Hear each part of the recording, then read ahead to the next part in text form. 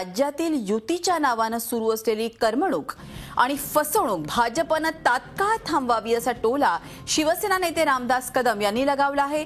युतीबाबत भाजपविरोधी प्रयत्न भाजपने बंद करावा असा इशारा त्यांनी दिलेला आहे। याविषयी अतिशय महत्त्वाची बातमी। राज्यातील युतीच्या नावाने सुरू असलेली करमणूक आणि फसवणूक भाजपने तात्काळ थांबवावी असा टोला शिवसेनेचे नेते रामदास कदम यांनी लगावला आहे।